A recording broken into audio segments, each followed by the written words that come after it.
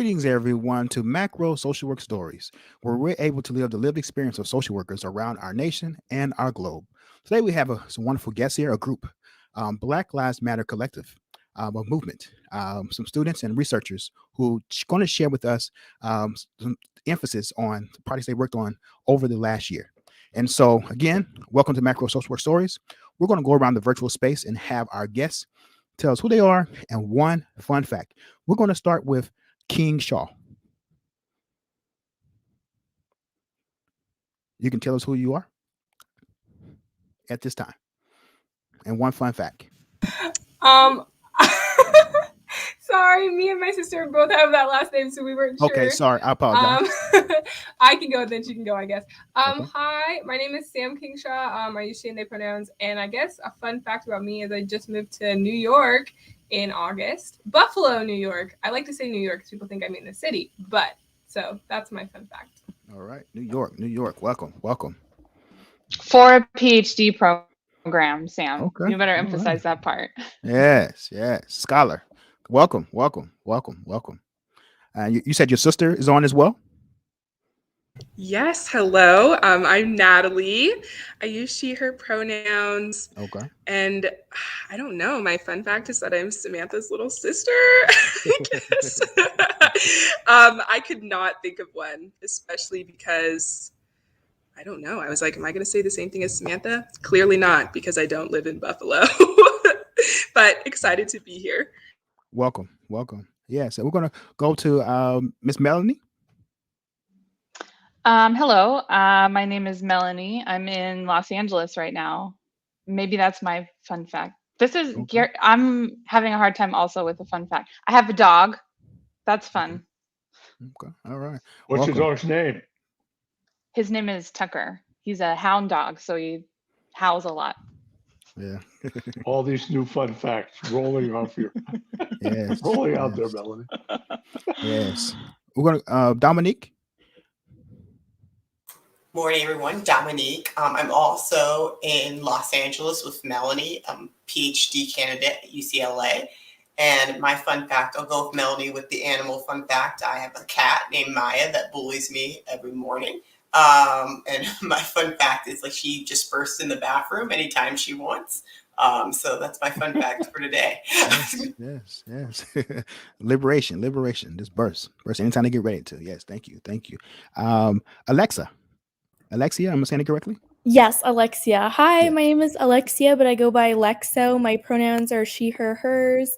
I guess a fun fact is I've been to Ghana, West Africa a couple times, and I love it every time. Okay, thank you. Welcome to our show. And then we have Brianna. Hi everyone, my name is Brianna. A fun fact about me is that I work for Apple. Oh, okay. Oh, Yes, yes. That discount. Get discounts. Yes. Yes, I got y'all. All right. Welcome, welcome, welcome. And last but not least, Barton. Hi guys, my name's Khalees. I'm not prepared with the fun fact, I will Okay. say.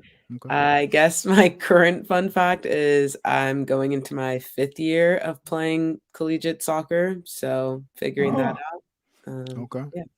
Okay. Yes. Yes. An athlete. that's a fun fact. Yes. The well-being. Well-being is very important as the mental health in that process. And so I have my colleague, Mr. Steve, and we just wanted to invite you here on today to learn more about your project. And so, can someone share with me how this whole movement, collective, even began? Anyone can share. What was the spark, the catalyst for this project? Nat, go ahead.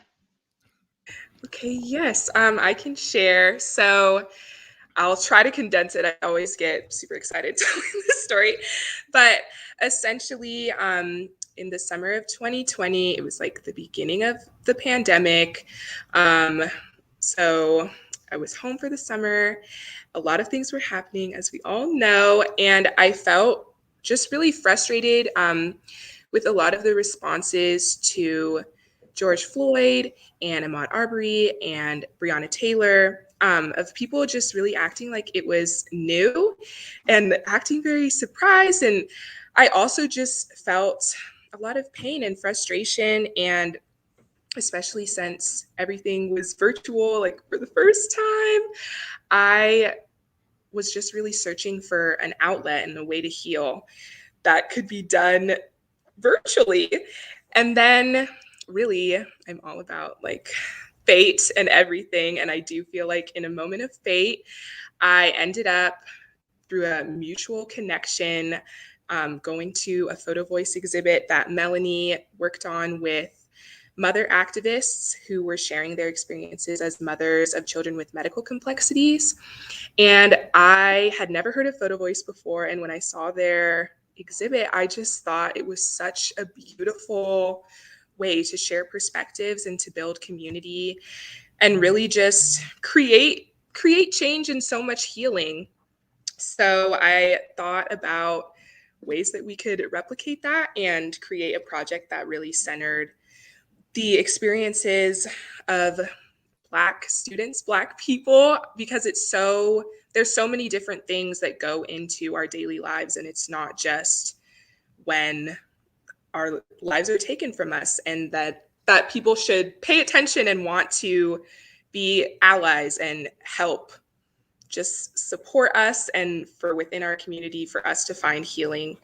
So essentially, I reached out to Melanie, and I also talked to Samantha, who she can definitely share how we continue to build the project. But like I said, Samantha's my older sister, and we just always had really great conversations about race and the ways our different identities created different and similar experiences. So once I started thinking about the project, I talked to her and we started to build the vision.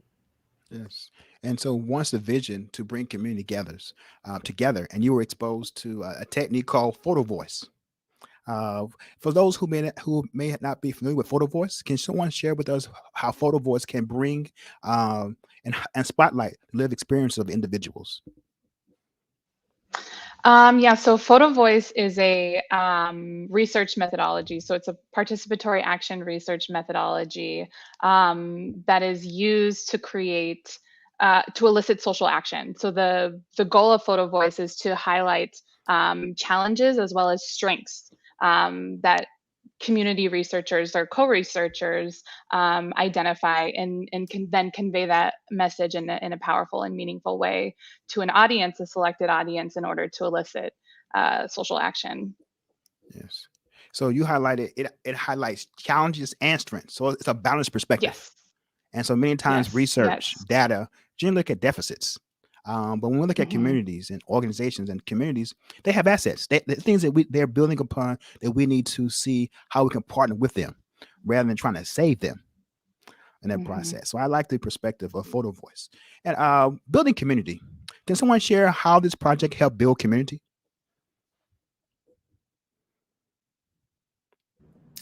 I can take that one if that's okay. Yes, thank you.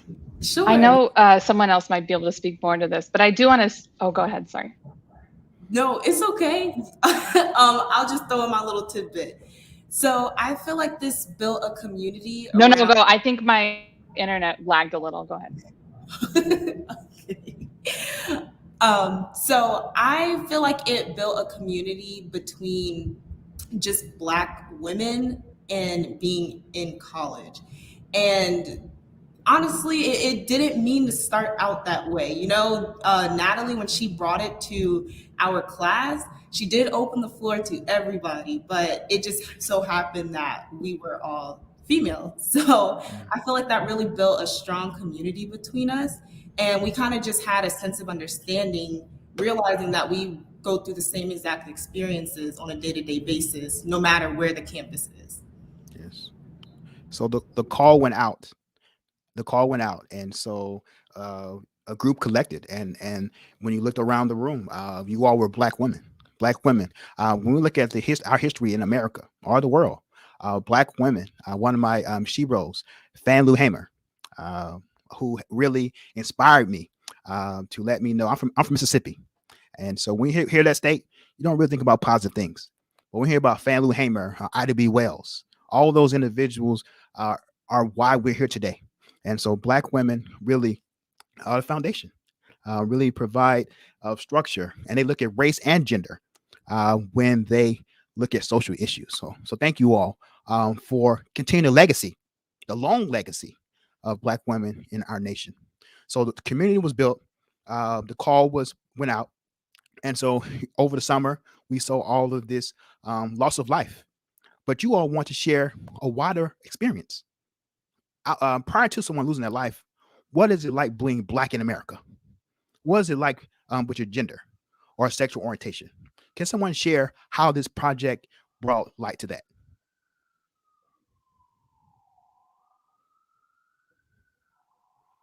I'll pick on someone. Miss Dominique. Yeah, I can start, and I think that for me, one of the really unique things about this group is that they were able to focus on part of the Black experience that I think is really often ignored. You know, when we talk about like success and in America, we talk about going to college and having these amazing experiences, but when we talk about Black Americans and Black women, we know that they're going to college at higher rates now, and we think of this as a really positive thing. But I think in our group, we were able to really critique some of the experiences that Black young women were having on college campuses, particularly in this moment where a lot of college campuses were saying, okay, we're going to focus on anti-Blackness, but didn't have structural ways to do that. So it really ended up, I think, being a large burden on Black women in these spaces to have to educate their white peers and their white professors and their white staff members and their white administrators on how to actually treat Black women with humanity at this time. And I think this project really shows how Black young women are navigating these really challenging spaces that aren't made for them and are thriving in those spaces in spite of not having support in those spaces. And I think that that's something that's really important to know about Black women who in academia, in educational institutions, that their success has nothing to do with being supported in those institutions. It's in spite of lack of support, discrimination, and oppression that they experience in those spaces. Yes, in spite of. You're onto something really important, which is I think every school, I mean, except for Melanie and Gary, none of you know me. I've been an anti-racist educator, white educator, obviously, since I was 22. I'm a little older now. And I've heard white educators forever say they want to do stuff about this. You know, they changed the words, but it was always about the same thing. We're going to make it different. And yet, lo and behold, what you're speaking to is certain obstacles seem to appear. Certain things still seem to be in the structures. I heard many of you already mention every day something in the lived experience was like a little bit something other than a happy moment. So what do you think, given that, you know, white people in general think they're always doing stuff about this, what are the fundamental things that we white people have to take on if we're to really not put the burden on you? What does that really look like that we have to do? Using education as an arena, I mean, that's the arena we're in. But you know, if we can do it in education, maybe we can then do it elsewhere as well. So, you know, but we have to pick this up, and yet these obstacles and these burdens that are placed upon, in this case, women of color, but forever people of color in academia, in my experiences, have forever been there. So we have to take these up. So I'd love to hear from you. What are those things that, if I'm to go back and talk to other white people about this, what message do you want me to carry without, don't feel you have to give me the emotional burden part. Just tell me what needs to be done, because I don't want you to do that. I don't think I need it. But I do want to carry the right messages back.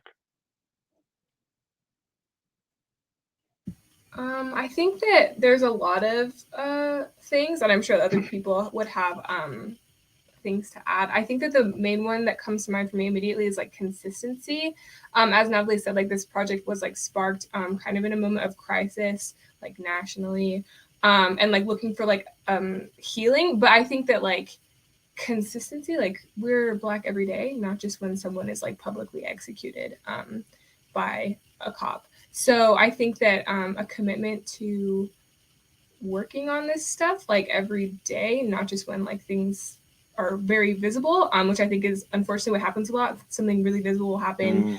People are like suddenly really committed to anti-racist activism or praxis or whatever.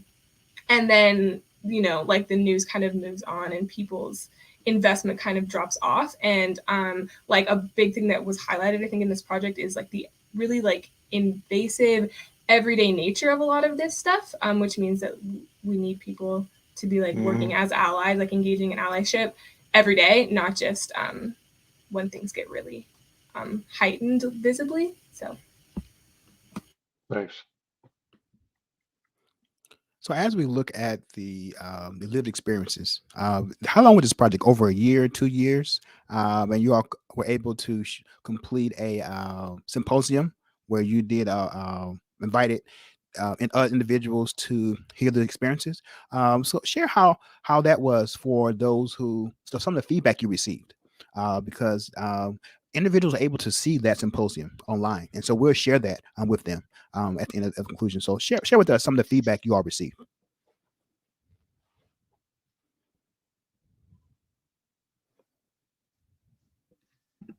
I can speak a bit on this. I think I personally received a lot of very good feedback and really like heartening feedback. And I guess I feel like not maybe, I don't know, maybe this was me personally.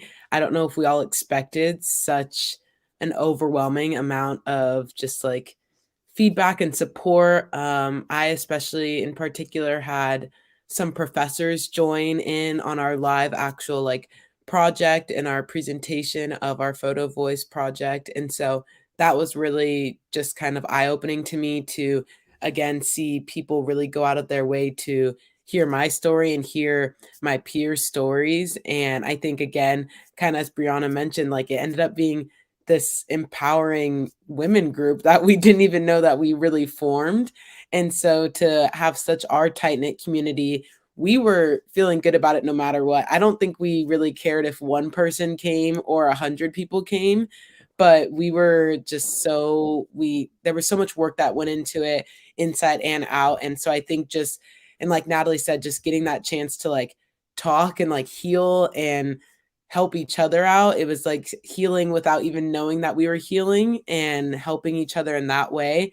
I mean, I know for me personally, when Sam reached out to me, I was like, yeah, like, I'm sure I can make time somehow to do this. Like, it's whatever. I'm just thinking like some meetings, like maybe some research, like, I don't know what I'm getting myself into. And I'm like, no, this is my like Wednesday night happy hour. It feels like sometimes like we're just chatting it up at sometimes. And so then to see that all come together and really move people and really move like my family members that were able to join and my peers, like I said, I mean, I had teammates from around the world watching. And so I think just the reaction and the response was really powerful because for us, it felt like such natural conversations. And yeah, there were very vulnerable moments that we had to speak on and that were hard to speak on at certain points. But again, it's our everyday experiences. And so it is somewhat easy to talk about. And for other outside peers that were listening into our stories, it was like, I remember still getting reactions like, wow, like, wow, this is what you guys were sharing. It was just such an incredible, like, you guys are so resilient and so incredible. And I was just like, thank you. I appreciate that. But it's also just like, yeah, that's just our everyday lives. It's just a group of girls that some of us have never even met before in real life. And here we are. I'm like, yeah, I know this, and this about them. Like, this is our everyday experiences. And so I think that was pretty incredible too, just to receive that feedback and like, I guess, shock almost. It's kind of like bittersweet because it's like, yeah, we shouldn't have to shock you this much and shouldn't have to go out of your way to understand what we go through, but also like, thank you for taking the time to listen and hopefully open up your eyes a little bit to what especially like college women of color in college are going through as well. So I thought that was we got a lot of good feedback for sure. Okay, thank you. Anyone else? Do you think administration learned anything?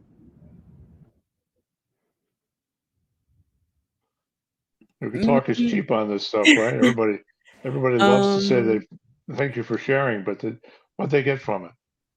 Yeah, I agree. I think that's I don't know if I can speak to my personal administration. I don't know about SDSU. I know there's a stronger crowd there for them. I think personally, I had some teachers, like I said, join, and I think it did ignite some conversations with these teachers within their communities and their classrooms. And I've seen her take some change and just opening up and being a little bit more vulnerable when it comes to listening. And I've seen her do that instead of just, I think she realized she was very complacent and comfortable and wasn't necessarily not supporting or not doing something, but she wasn't going out of her way to ignite those conversations or show support.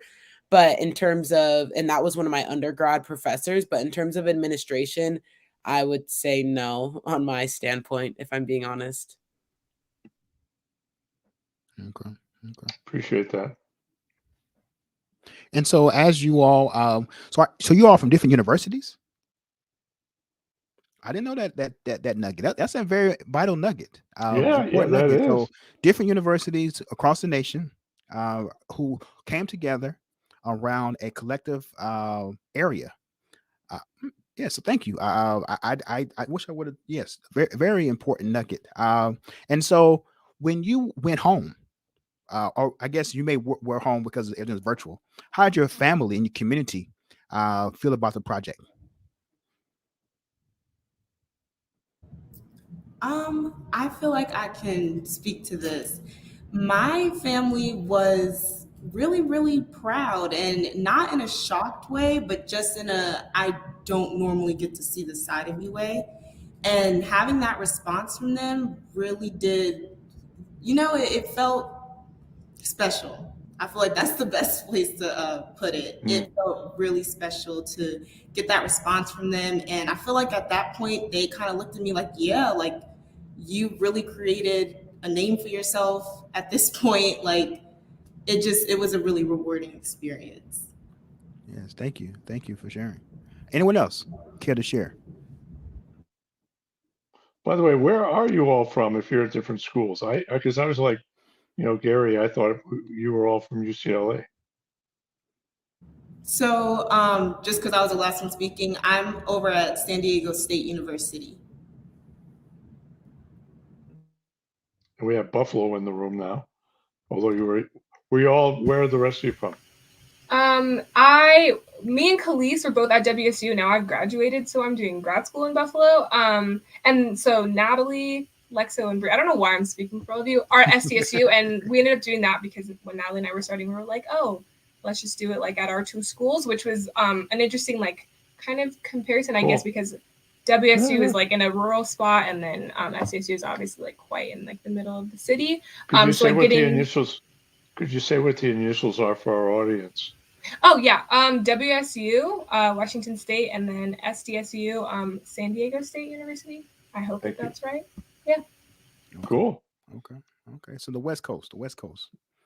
Yeah, north and south, now the East Coast, and a little bit of Buffalo. Yes, East Coast has come a part of the project.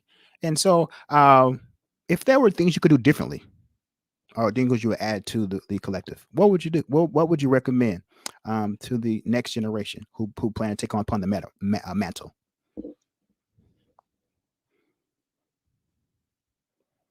Anything you would add? I could take that one a little bit.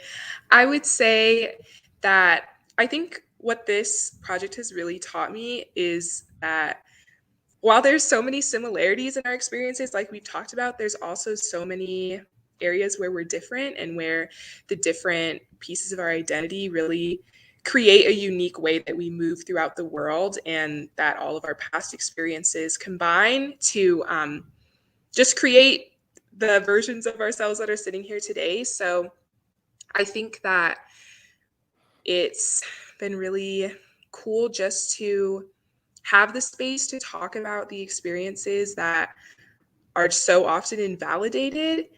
I definitely wish, at least like for me, I think about a lot the healing that I've been able to find through this project, and that I wish it didn't take me until I was 19 to find that, and like to find that just like sense of belonging and like understanding of my identity.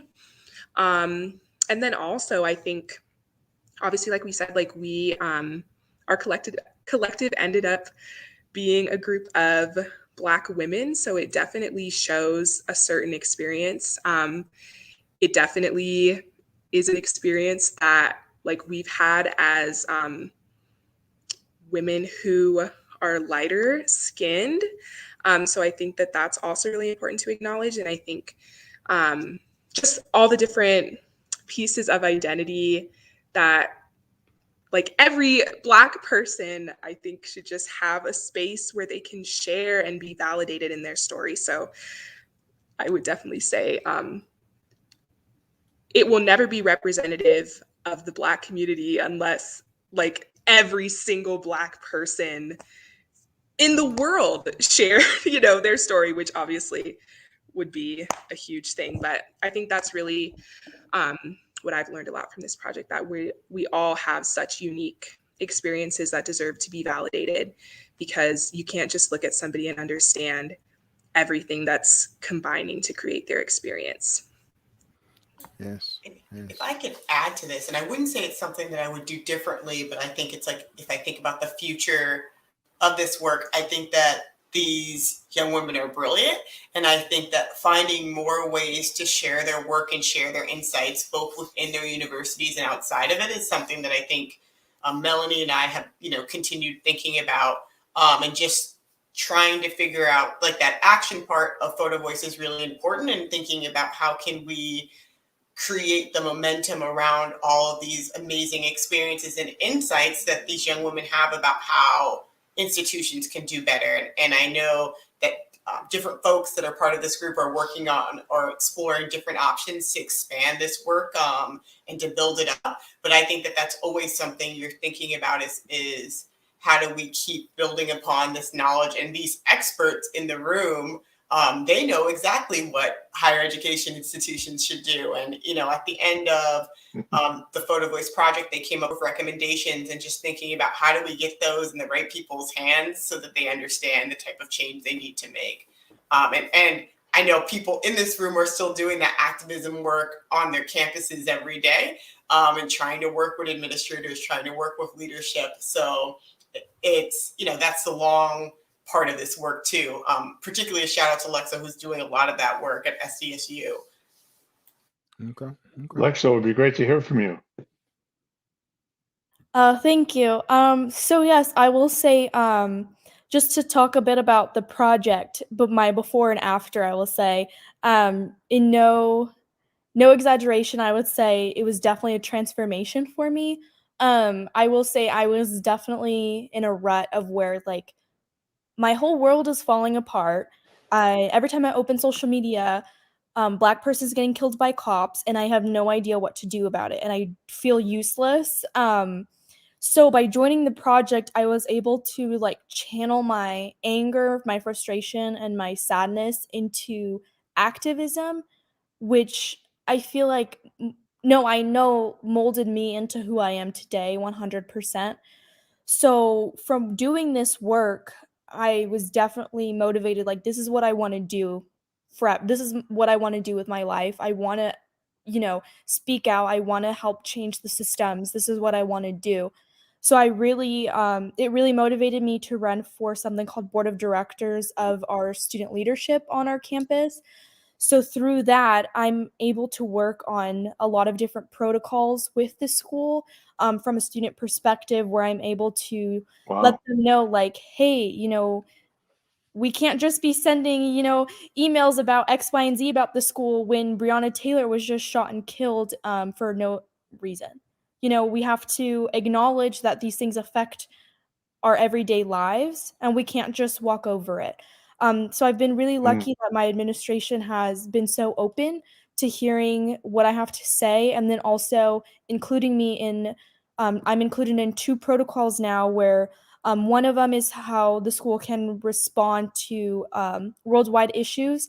Basically, it's a protocol I created, explaining that these outside issues and injustices really do have a negative effect on us and have a negative impact on us and our academia. So that was one protocol that I got to Mhm. create. And then I get to work on a second protocol related to anti-bias because, in higher education, the freedom of speech clause and all that stuff, it's really hard to get teachers fired no matter how much they might deserve it. So at least having some way of addressing that, hey, this is hurting our students and we need to say something and let them know that we support them. So I've really just taken what I've learned here and just tried to advocate for it on my campus. Wow, and Yeah. both of those are structural issues, not just procedure where people do it one time and go home. If it's embedded in the structure, it happens forever. So that's amazing. That's really wonderful. Yeah. Yeah. And so there's so many different points that I got from this opportunity to meet with the Black Lives Matter Collective group. And so I'm going to go through some of the things and then we're going to go around and give you all the last word. Um, the ability to unite, build a community. And it's very important. A sense of belonging, being seen, valued, and heard, a sense of self as a result of this collective project using photo voice, sharing your lived experiences that you all experiences, advocacy. You are taking action now where the university are partnering with you, the stakeholders, to create protocols to bring about change, not just to put out a blurb, but let's think about what's going on in our society, not just our in the ivory towers, and a sense of hope, sense of encouragement from those in your campus, but also those who are at in your community where you come from, because sometimes you're isolated. Sometimes you have individuals from who go into college and they forget where they come from. But it's nice when your community and your university can come together around common ground in that process. Colorism. Colorism is big in our society. And so I was able to hear it highlighted here on today. And a calling to bring about change. In the words of Fanlue Hamer, tired of being sick and tired. And so we're going to take about change. And so I just want to go around the virtual space and we want to allow anyone to share their final words. We want to thank you all for being here on today, but any final words you have for us? Each of you should feel free to say one little thing. I think I have something. Just a message to the Black youth: be as vulnerable as possible. I feel like that really, really, really strengthens our community. And when we try and bury these feelings inside, it comes out in negative ways most of the time. We are only going to be able to move forward together. So get vulnerable, call a friend. We're in this together. Thank you. I have one final thought for researchers thinking about the genius that I think the women have shared today. I think that it's really important as researchers, if you have specific tools, to share those tools with the community and make them accessible with the community to ensure that folks whose lives are impacted by what you're researching are in charge of the research and the research process, and also in charge of deriving the solutions in your work. Thank you. I would say that so I'm thinking about Audre Lorde and her writing about like how differences are our source of like strength, our source of like the ability to create change. And something that I'm really grateful for, like in this group, is we are all Black women attending like PWIs, predominantly white universities, but it really was like our differences of experience, our differences of positionality that taught me so much about myself, about each other, about creating change like within your community, creating healing within your community. So I'm really grateful for that. Our differences really are like our source of strength. So yeah, I'm grateful to all of you. I'm so glad to see your faces today. Yes. Anyone else as we close? For me, I would probably say don't let your age or, societal stereotypes tell you that you can't do what you want to do in life, I would say, or don't let them tell you that you can't take that step. Like it is a lot of self-doubt, especially like, oh, I'm just a student. How can I enact this change? Or, I'm just 20 years old. How can I do this? But don't let any of that stop you from creating the change that you want to see, whether that's in your university, in your organization, in your business. I mean, Natalie was like 19 when she came up with this research project at 19 years old, so just don't let any of the societal stereotypes stop you from pursuing advocacy. Yes. I think just to kind of double down what Lexo mentioned there is also, sometimes being in predominantly white spaces as a Black person, you're afraid to even be noticed. So you're afraid to push back. And I think something powerful this space reminded is like when we collaborate and we work together, like we have so much power in these spaces. So, we should advocate for ourselves. We shouldn't feel like we have to accept the type of treatment we get just because we're a small number in these spaces. Because when we do bond together, we have really strong voices to create change. And that's also a shout out to like my Black academics and my Black scholars out there. I know sometimes when you're, one Black person in a PhD program or in a master's program, you feel like you don't even want people to notice you. So that we can do this when we do stand up and people will listen to us. Yes. Yeah, I guess just to touch on that or carry on everybody's great final words. I shouldn't have gone close to the end because now everybody said good things. But I think, yeah, kind of going off what Lexo said as well, of just like not being scared to kind of just put your foot in there and open those new doors. And even if it's an experience like the one that we did, meeting new people, and whether that can be scary, or I know for me, that sense of commitment was always scary, or, oh, am I taking on too much? Am I taking on too much on my plate in my busy schedule? But you never know when one of those smallest decisions, whether that's answering an email to a friend, a peer, is going to completely change your life and open up your network the way that it did for me personally into this group of amazing women. So I think, again, just like not having that extra fear, kind of trusting your gut with that, especially when it comes to something that you're passionate about or something that personally might just help you and heal you. And you never really know what that long-term effect or benefit's going to be. So. Yes. I normally don't say anything at the very end. But we have bell one. hooks. We have one more. Oh, okay. Natalie, who was the catalyst for this research project. So we want to highlight Miss Natalie. Okay, I'll be quick. Definitely, like Khalees said, should not have waited till the end because I really just want to echo everyone. But I would really say, just like everyone said, being open to healing and open to sharing your authentic self. I think that's when I really found my sense of self and my place in the community, because I spent a lot of time really being scared of using my voice and being scared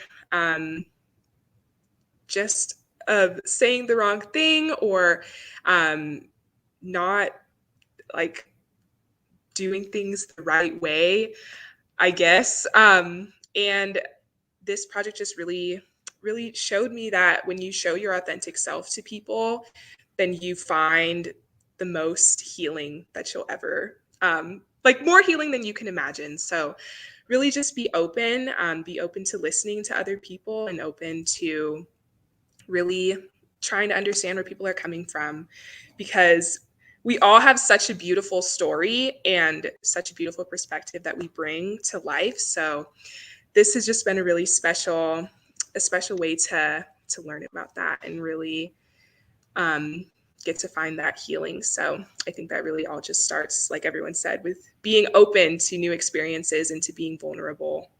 So thank you so much. Thank you.